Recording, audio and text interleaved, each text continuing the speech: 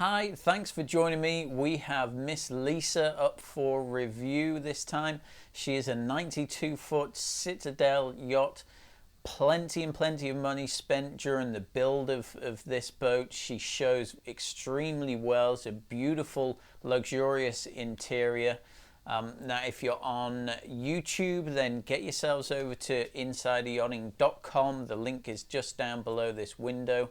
And from there, you can request the yacht pack for Miss Lisa. It's already prepared, ready to go, as there is one for every boat that's currently on the market. So just click on that button over on the right hand side, leave your name, email address, and we'll get that over to you right away. So let's take a look inside Miss Lisa. Now you can see from the initial specs and the profile shot here, she's got beautiful lines, is definitely more of a expedition boat than she is sort of a trawler style, but is almost that progression from a trawler style into the extreme sort of expedition boats. But this is probably the most luxurious expedition style boat that you'll actually see, and is much more like a yacht, a luxury yacht on the interior than any of the others that I've seen. So she's 92 feet long. She was launched in 2010, so she's basically a brand new boat.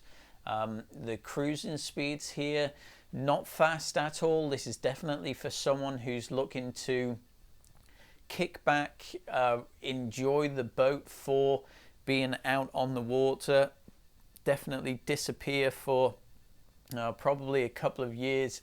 Miss Lisa has a 4,000 nautical mile range to her, so you can easily go off the charts. As I say, those speeds is definitely sort of aimed to someone who's not in a rush, is just quite happy to go from port to port or even from country to country with a 4,000 mile range and really enjoy being out on the water. So she's got a great volume. This is a steel hull. Draft is around 8.5 feet, so she's not going to be cruising right up into those shallow waters, but the benefit of having a hull and a draft and sort of a general hydrodynamics of this boat is it's a much smoother ride, so you can really go into much more extreme weather conditions and water states and not have to worry about being very uncomfortable. So it really is aimed towards that, as I mentioned, that expedition sort of mentality.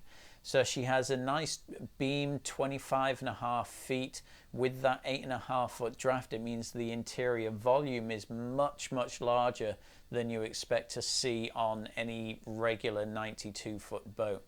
So launched in 2010, she's for sale now and asking $8,950,000. So let's go and take a look at some of the photographs on the interior. Now, you can't really get much of an appreciation for it from these photographs, although the photography is good of the boat, but really you have to be on board Miss Lisa to appreciate how open and airy and just it has a beautiful flow through the entire of the sort of decks of this boat. It's really done well. So the photographs on the left hand side here, that's of the main salon and the dining room. She does have a nice aft deck. You can't really see too much of the exterior on these photographs, but the aft deck has a nice seating, sort of a little alfresco area at the back there, and sort of backs onto the wall, to the salon wall here. So on the interior has this teak and maple feel running all the way through the entire main deck here, even into the master cabin. This is an on-deck master cabin. So this main salon area, the head height is very high in here, and really that forward wall is only sort of a quarter of the width of this room, and then the rest of it is completely open and flows into by far the biggest country kitchen that you will ever see on a yacht that's been built. As far as I know, this is definitely the largest country kitchen that I've seen. So you can see that, you can see walking into that through this doorway at the top on the right hand side. Then the bottom photograph on the right, that whole area is this country sort of galley area with a huge center island. You have the nice high top stools there. You can use it as a breakfast bar. And then it has a nice al fresco sort of nook and seating area to the starboard side here. And again, the windows flow throughout this whole entire deck, so it really feels open and airy. It has that large head height, has the nice cream finish to the ceiling, and this light teak and maple floor really gives this area a beautiful feel, and it's played off nicely with the royal blue upholstery there to the seating. So there's another photograph of it from that seating looking into the galley area. The galley area is really a chef's dream. I mean, it's all industrial equipment that they have here, all of the hobs and the cookers and the dishwashers, all of the equipment is very high grade. As I mentioned briefly earlier on, there's an awful lot of money that was spent throughout the build of this boat, and a lot less than what they're currently asking for. So really an opportunity for someone to benefit from the love and attention that was put into the initial build of this boat. Now, it's an on-deck master cabin. It's a king. It's a 4-stateroom boat, so you have the king here. There's a queen up in the bow. There's another queen, the midships, and then the 4th cabin is a twin. So a very similar layout to the last boat that we reviewed, the Lady Victoria, which was the Rayburn. But just a lot more room here, and you can really see that from the master cabin ensuite bathroom. It's a huge area here, the same sort of feel that you would expect on a 120 plus foot boat. I mean, it really is that large on the interior. So you can see the actual cabin itself on the lower photograph on the left hand side. Nice king size bed. Everything still feels nice, open and airy. Each of the cabins have their own satellite control and the TV. There's another pop-up TV in the main salon and another one in the country kitchen there as well. So really nice feel to all of the areas here, and a beautiful ensuite head for this master cabin. So moving down into the other guest cabins, the bottom photograph on the right hand side, that's of the forward VIP. The other VIP is on the, I believe it's the port side, and that's the top photograph that you can see on the right hand side there. And they don't actually have a photograph of the 4th cabin. I'm not too sure why, but the bottom photograph on the right hand side, that is moving into the crew area here. So the crew area, they're midships, they're just forward of the engine room. The engine room on this boat is all the way aft. It can't get any further aft. If it goes any further aft, you're getting wet, it's into the water. So they're right at the back. So just forward of that is the crew accommodation, and then everything forwards is all dedicated to guests. So you can see the crew lounge there at the bottom on the right hand side. It's actually quite a large, for a 92 foot boat, it's actually quite a large area here. So it's all sort of designed to keep everyone happy. It's designed for the boat to be away from the dock for long periods of time. So you really do need a little more room in these individual areas to stop everyone from getting sort of cabin fever on the boat. So beautiful area there down in the in the crew mess. So this is one of the crew cabins that you can see there at the top on the left hand side, and then we move into the upper decks. So there's actually 4 decks here. There's the lower guest level, main deck level, the bridge level, and then they have a short sort of fly bridge at the top. So As you can see, at really large volumes here that you'd expect to see on a much larger boat. So the bridge is full of Furuno equipment, everything that you would expect to see here again on a larger boat. All of these screens, the video screens, are interchangeable, so you can have whichever display you want on either of the screens. So you have your radar, you have the chart plotter AIS system. I believe it has the Noble Tech navigation software on board as well, which is a very high spec navigation software.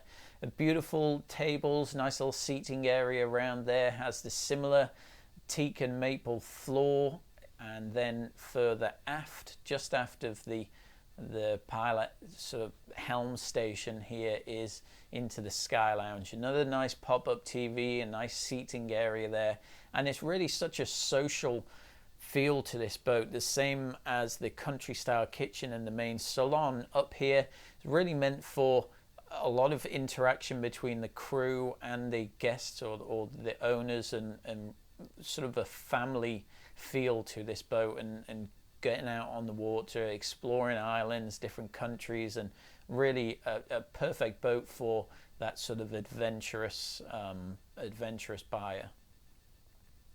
Moving into the exterior of the boat, has a enormous deck crane for a tender. I believe the tender's a 19-foot Novarania. The crane that's on board is probably upwards of 4,000 pound crane, so can easily handle that size, and a lot bigger as well.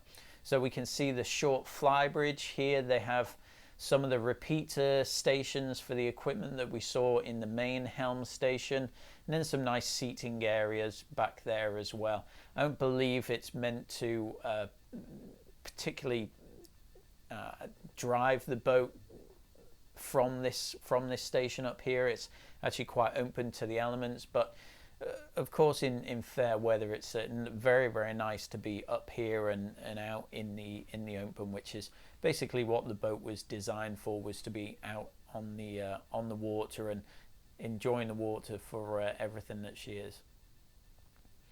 So some nice shots there of the sort of helicopter elevated shots of the boat, and profile pictures. In fact, in the top photograph on the right hand side, you can see that little alfresco dining area on the main deck aft as well there. So that just backs onto the main salon. Now the engine room is a beautiful area as well, lots of head height. There's no sort of squeezing around bits of equipment. The ventilation in here is probably better than you would see on any other boat that's currently out there, purely because the engines are so sunken down into the deck level that it sort of opens up the entire area here to allow that airflow around. And of course the engines need to be dropped down that much because the shaft line to the propellers is so short, because this engine room is all the way aft. So when the engine room is amidships, you have a much longer run for that shaft line, which means the elevation of the engines can be a bit higher. Now it's nice having them down here. It means that you've got a lot of access to all of the heads of the engines, but potentially if you need to get down to the lower parts of the engine, it might be a little tricky there. It'd be interesting to see how open it is, the access to those engines, once the deck plates are removed. But a beautiful engine room, everything is accessible. You have the sound casing to the generators, so the boat is very, very quiet. A nice clean engine room, as you can see.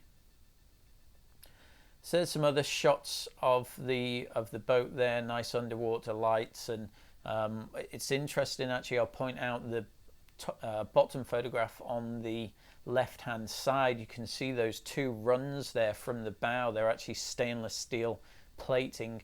And interesting, what they've done with the boat is the boat doesn't have a chain locker. On majority of boats, the chain comes sort of from the bow across the anchor windlass and then drops down into a big anchor bin. Well, what they've done here is they've just used cable drums. So you have a short length of chain, and then the majority of the length of the anchor run is all heavy duty cabling. So it means that all that cable is wrapped around the drum, and you don't need to waste a lot of volume of the boat with that anchor chain bin or the chain locker. So they've actually benefited from a lot more of the usable space on the interior of the boat for guest use. You may remember that forward VIP cabin was very, very narrow right at the forward end of it. Well, that's because you're getting right to the forward end of the hull. Quite often that VIP cabin would need to be moved back a bit because the forward end of the boat is used up with these chain bins. So just an interesting difference there. You don't see that on very many boats at all, and it actually makes it a lot easier to raise and lower the anchors with one person. So into the write-up. Now the write-up for this is sort of in two stages. They have some individual specs, and then they go into a lot of full lengthy write-ups about each area. So I'm not going to sort of walk all the way through that, because this review would just go on far too long. So request that yacht pack from insideyachting.com. It's here over on the right hand side. I'll leave the name of the boat, your name and your email address, and we'll get that over to you right away. And of course we have them ready to go for every boat that's on the market. So if there's something else that you're looking at, then feel free to request that yacht pack for that as well. So we'll have in the yacht pack all the photographs, a description, some pricing analysis, and all the specifications as well. So it doesn't say that the draft of the boat here, that I know is 8.5 feet. I believe it does mention it at some other point along in the boat. The engines, the Caterpillar C18s, they're beautiful engines, very fuel efficient, common rail fuel delivery system, very reliable, easy to work on. And that's good to have in a boat of this style, because typically on an expedition boat you're going to be cruising far further afield than you would do just on the sort of Med-Caribbean milk run. So it's nice having these engines that are very easy to work on and get hold of spares wherever you are in the world. Fuel capacity is huge, much larger than you would see on equivalent sized boats. Water capacity is still quite big, but they do have the large water makers on board. Current asking price $8,950,000. Now let's flick through some of this write-up. Like I said, request that yacht pack and you can get all this. A few more specs there of the fuel capacity and things of the tender that's on board. It's a 19-foot Novarania that they have on board. Then it runs into the mechanical and engineering equipment, those Cat C13s. It sort of details the heat exchangers, the gearboxes, the engine mounts, goes into the electrical system with the Northern Light engines. 9 times out of 10 these Northern Light engines will actually be John Deere equipment connected to a Northern Lights electrical end. So those John Deere engines again are very, very efficient, very easy to work on, very robust engines, so it's perfect for this style boat. So some hull dimensions here, 92 feet long. The beam is 25.5 feet, and there it details the draft, the 8.5 foot draft, so that is confirmed. Communication equipment and navigation equipment, all of the Furuno equipment that you would expect to see on a much larger boat. Does have SAT TV on board. It has doesn't have VSAT, but it does have like the Fleet 77. It has cell phone repeaters. It has the Wi-Fi booster on board as well. So here, this is where it gets to the specifics or detail in the boat. As I mentioned, get the yacht pack and you can read through all of this. GPS equipment, depth sounders, the wind speed directional indicators, sat phones, the computer Wi-Fi that's on board, Transas, steering, CCTV. They've really detailed everything here. So that's it for Miss Lisa. A beautiful, beautiful boat. Very, very highly spec'd, as you can see from all the equipment that's on board. Also very highly spec'd as far as interior fit and finish as well. So a great opportunity for someone to get their hands on a long range cruiser and expedition style boat like this. It is a fairly niche market that would be well fitted to this type of boat, but for those people that are interested, I don't know that you could get much more of a luxurious feeling to an expedition style boat than this one.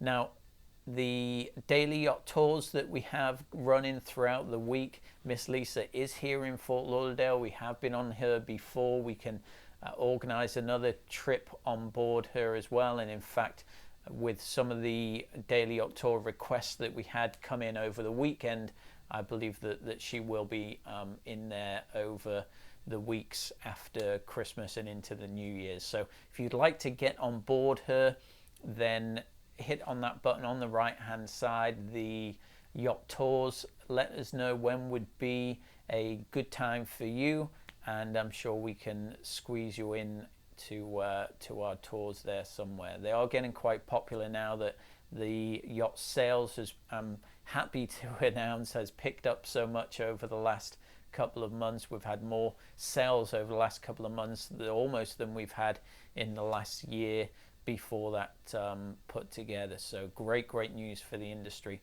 Now, if there's a review that you would like to be done on any of the boats that you're interested in, we haven't already reviewed it, then just contact us from the option at the top right hand corner there. Leave the name of the boat, and we'll get that boat reviewed for you next week. So thanks for joining me. We have one more boat up for review this week. That's C1, another great expedition style boat. So profile looks a bit more like a trawler style, but don't be fooled. She is a very, very well equipped long range cruiser. So thanks for joining me, and I will see you over there.